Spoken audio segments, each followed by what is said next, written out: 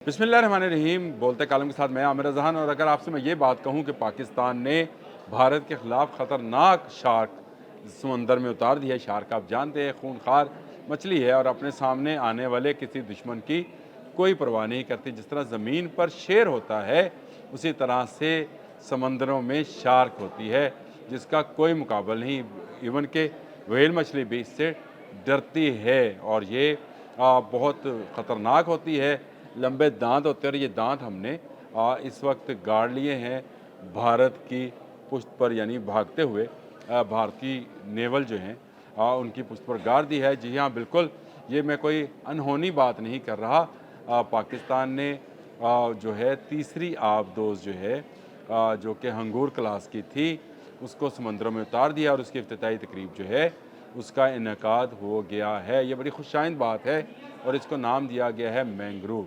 Mangrove जो है ये सिंधी ज़ुबान का लफ्ज़ है जिसका मतलब शार्क का है। जो मैं आपसे बात कह रहा था कि हमने शार्क उतार दी है, तो यही शार्क है जो भारतीय जहाज़ों को और भारतीय बंदरगाहों का शिकार करेगी। अगर वो हम पर हमलावर होंगे तो यही शार्क हमारी हिफाजत करेगी। इस मैंग्रोव की जो इफ्तिताई तकरीब है, ये तीसरी हंगोर क्लास आबदोज़ PNS M मैंग्रोव की लॉन्चिंग की तकरीब थी।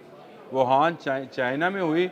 वो Chang shipbuilding industry group ने इसको बनाया और इसमें पाकिस्तान की तरफ से जो चीफ गेस्ट थे deputy chief of naval staff project 2 vice admiral Abdul Samad, जिन्होंने इफ्तिताह कर कर फीता काट कर इस आबदोज़ को समंदर में उतारा। यहाँ से सफ़र करती हुई ये पाकिस्तान पहुँचेगी। हंगूर क्लास की तीसरी आबदोज़ है जो पाकिस्तान में पहुँचेगी और 4 यहाँ पर चाइना में वुहान में ही बनेगी। उसके बाद क्या होगा? उसके बाद टेक्नोलॉजी ट्रांसफ़र हो जाएगी और ट्रांसफ़र होने के बाद 4 मज़ीद आबदोज़ जो हैं पाकिस्तान में तैयार होंगी। पाकिस्तान के पास पहले से अगस्टा जो है सीरीज़ मौजूद है। मैंने उस पर कल भी एक व्लॉग किया था। ये हंगोर क्लास जो हैं ये जदीद किस्म की हैं और इनमें जो है बाबर 3 क्रूज़ मिज़ाइल जो कि एटमी वारहेड ले जाने के काबिल है, उसमें उसको भी इसके साथ इंटीग्रेटेड यानी इसके साथ मुंसलिक किया जा सकता है। जिसके बाद ये शार्क मज़ीद ख़तरनाक हो जाएगी। एक तो शार्क, ऊपर से बाबर। बाबर का मतलब शेर है। शेर और शार्क मिलकर पाकिस्तान की हिफाजत करेंगे। ये कहते हैं कि जी ये है, इसका टाइप जो है 039B जॉन क्लास है जी।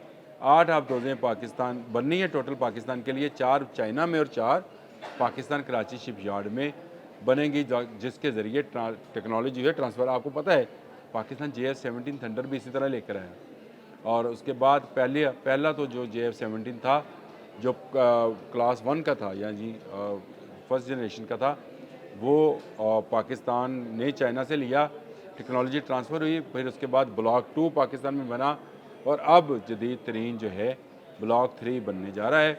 इस मैंग्रोव का जो है सबसे अहम बात इसकी स्टेल्थ टेक्नोलॉजी है। जी हाँ, ये स्टेल्थ टेक्नोलॉजी से लेस है और ये कहा जाता है कि इसमें AIP है जिसके ज़रिए एयर इंडिपेंडेंट पोल्यूशन, जिसके ज़रिए प्रोपल्शन, जिसके ज़रिए ये जो है कई हफ्तों तक समंदर के अंदर खामोशी से सफ़र कर सकती है। इसके ईंधन जो है डीजल भी है और इलेक्ट्रिक भी है, लेकिन ये बहुत हफ्तों तक समंदर में रह सकती है और 8,000 से 13,000 किलोमीटर का फासला तय कर सकती है। 35 से 40 इसके जो है क्रू मेंबरान हैं और इसका जो ये है कहा जा रहा है कि ये जो मैंने आपसे बात की थी कि कई हफ्तों तक रह सकती है, तो ये 2 माह तक मुसलसल ज़ेरे समंदर रह सकती है। यानी 2 माह के बाद इसको ज़रूरत पेश आएगी शायद ऊपर आकर अपने दोबारा से फ्यूलिंग करने की, लेकिन 60 दिन तक ये वहाँ पर मौजूद रहेगी और इसमें बाबर 3 जो है मिज़ाइल को लगाया जा सकता है। एंटी शिप टॉर्पीडोज़ और बारूदी सुरंगें बिछाने के ये काम आ सकती है। स्टेल्थ और खामोशी मैंने आपको बताया था कि स्टेल्थ टेक्नोलॉजी से ये लेस है, यानी इसको रडार जो है कम से कम इसका पता लगा सकते हैं। इसमें जो नेविगेशन सिस्टम है उसके बारे में भी तफसील सुनते जाएं।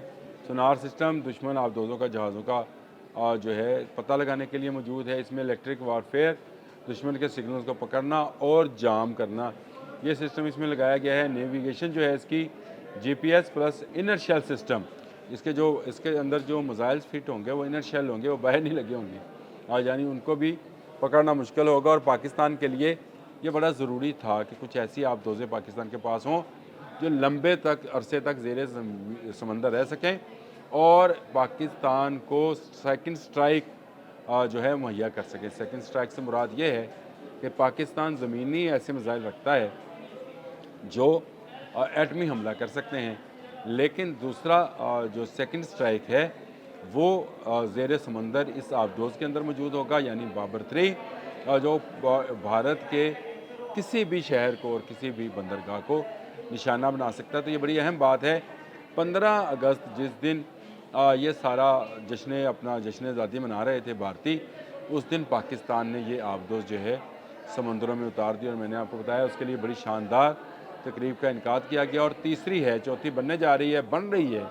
जब ये मुकम्मल हो जाएगी तो पूरी की पूरी टेक्नोलॉजी है ट्रांसफ़र कर दी जाएगी। इस वक्त हमारे इंजीनियर्स और हमारे जो बहरिया के जवान हैं वहाँ पर मौजूद हैं और सारी आबदोज़ों को ना सिर्फ बनते हुए देख रहे हैं बल्कि इस टेक्नोलॉजी को अडॉप्ट भी कर रहे हैं, ताकि हमें फिर पाकिस्तान में जब हम 4 आबदोज़ें तैयार करें तो इसमें हमें किसी भी किस्म की कोई जो है वो ज़रूरत ना पेश आए। PNS अंगोर चीन में तैयार की गई थी।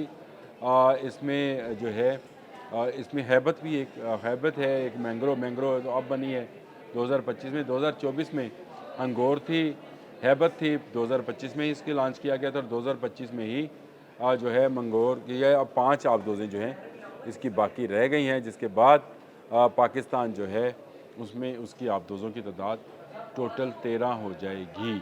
और ये टेक्नोलॉजी आने के बाद आप 13 से भी बढ़ा सकते हैं, लेकिन हमें क्या ज़रूरत है जब हमारे पास बाबर 3 है और बाबर 3 एटमी वॉरहेड ले जाने वाला मिसाइल है।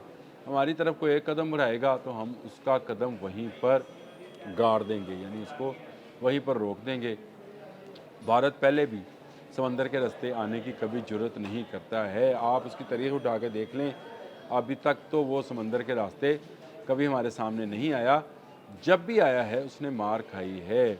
और अगर आपको इसका अंदाज़ा करना है तो आप बाकी जो पिछली जंगें गुजरी हैं उसमें भी कर सकते हैं कि समंदर के रास्ते भारत ने कभी जुर्रत नहीं की। उसको पता है कि पाकिस्तान बहरिया किस जज्बे और किस टेक्नोलॉजी की हामिल है, तो वो इसको किसी जगह पर भी मार सकते हैं। पाकिस्तान के लिए बड़ी खुशखबरी है और पाकिस्तान के लोगों के लिए कि पाकिस्तान के दिफा के लिए खूनखार शार्क जो है वो मौजूद है, जिस पर एक शेर सवार है।